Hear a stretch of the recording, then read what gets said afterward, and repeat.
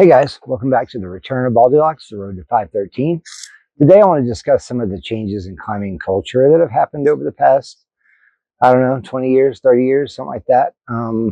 It is really a completely different sport than it was when I started back in 1991. Back then it was dirtbaggers and a select few. It was still a very weird, strange, obscure sport that not everybody wanted to do. And shoot, most people didn't even know about it. I remember when I got into climbing, me and a group of friends we had gone down to this state park that didn't really have real climbing.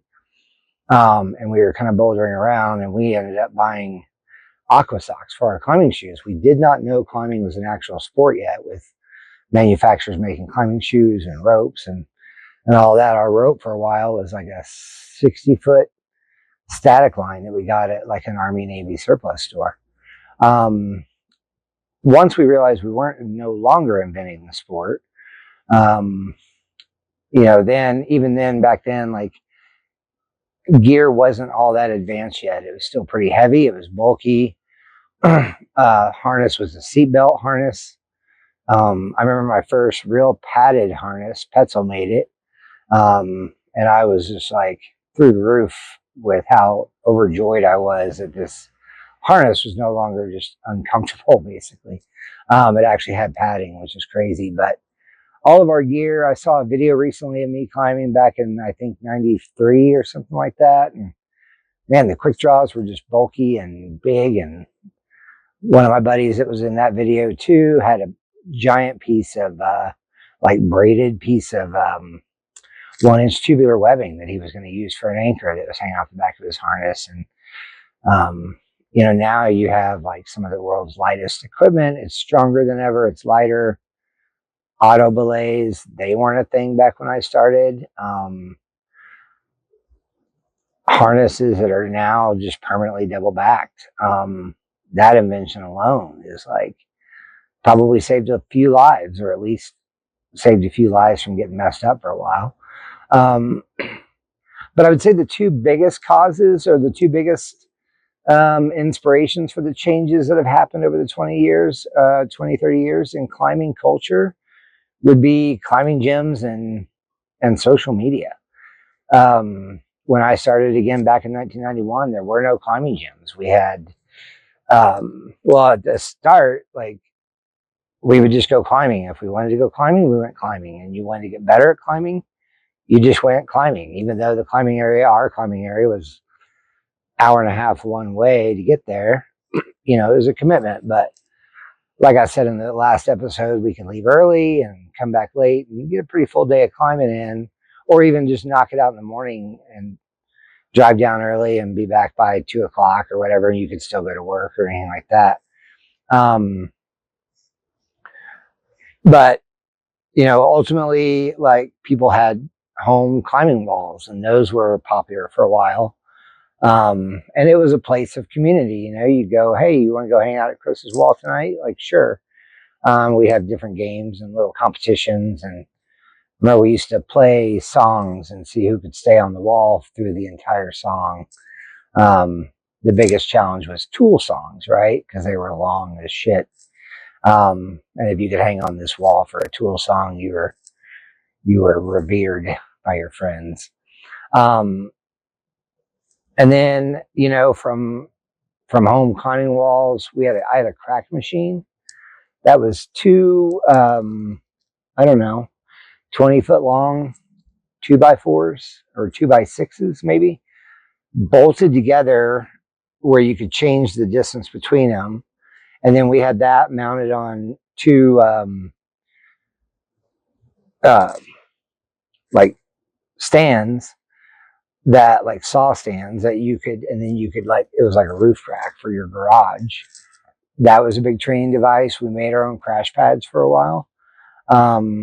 But ultimately then back in Oklahoma, again, that's where I was learning all this and figuring out climbing. A friend of mine, Freddie, who wasn't not a friend of mine at the time, I just didn't know him. He had repurposed an old grain silo in Oklahoma, near downtown Oklahoma City, and he opened up that as a climbing gym. which is really cool. That was my real first climbing gym experience. For a while, there was a gentleman in Tulsa, Oklahoma, that had convinced a fitness center to let him utilize one of the racquetball courts and make that into a small climbing gym.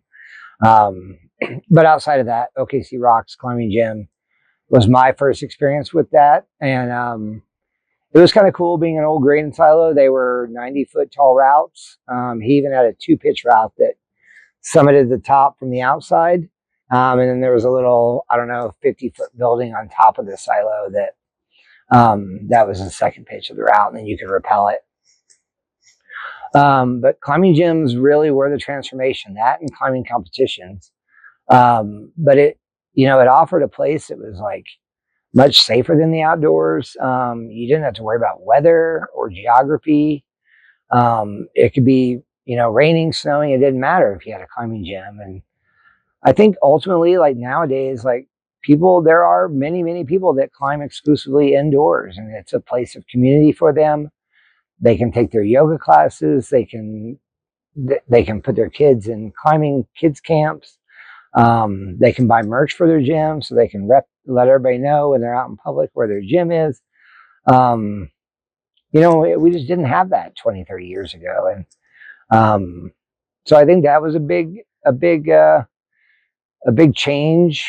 shift right there, again, with climbing gyms.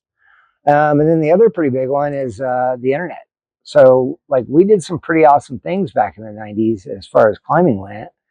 But unless you were in our like circle of friends where word would travel that, Bob climbed this route or whatever, you didn't hear about it. And unless you were a professional climber, then yeah, you would get your ascent of your 513 or 514 or whatever, would make the magazines, and you might get a video spot. But outside of that, for the everyman climber, and again, a lot of the everyman climbers were climbing hard, there was just no way to tell the world about it. Whereas now, social media, you can do your climb, and whether that's 5.7 and 20 pitches of it, or it's 1 pitch 514 or anything in between, you can get on your Instagram, and depending on how many followers you have, you can tell quite a few people what you did today.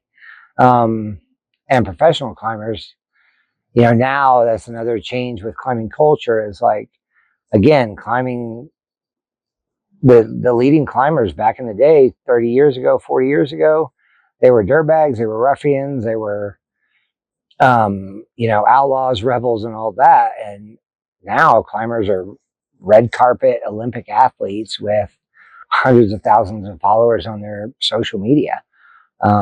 It's pretty crazy. I think there's some good and bad with that, some push and pull. Like, yeah, it's great for our sport. It's great for our industry. Like, there's a lot of money now in it, and people are really, it's here to stay, I guess. But like the other part of it, I don't know, it was quite nice back in the day when you could go ice climbing on a Saturday or a Sunday. You could go rock climbing on a Saturday or a Sunday, and you'd be by yourself. And that's the one drawback I see with all the recent popularity in the sport is, you have to get a reservation now to go to Rocky Mountain National Park or even El Dorado State Park to climb on the weekends. You have to get a reservation. Like, that's wild to me. And just the crowds at the crags, and people lines on El Capitan and Yosemite. And I went to an obscure ice climbing area a few winters ago, and we went out there and we thought, this is awesome. It was like a 30-foot flow. It wasn't even that good of an ice climb. And there was like 6 parties on the thing. It was crazy. Anyway, like I told you earlier on when I introduced this video series, like, I did want to talk some about the changes of the sport. I will add to this video. There's going to be a lot more, but in the comments, if you are an OG climber, you've been climbing for 20 years, 30 years, 40 years, or whatever, please, man, drop it in the comments. Like, let me know what your thoughts are on all this, on climbing going from, dirtbaggers and stuff like that to like an Olympic level red carpet event. yeah, drop a comment. Let me know what you think. Also, subscribe, like, and all the other regular stuff that I ask you to do every time I post a video. Thanks again for tuning in, and see you next time.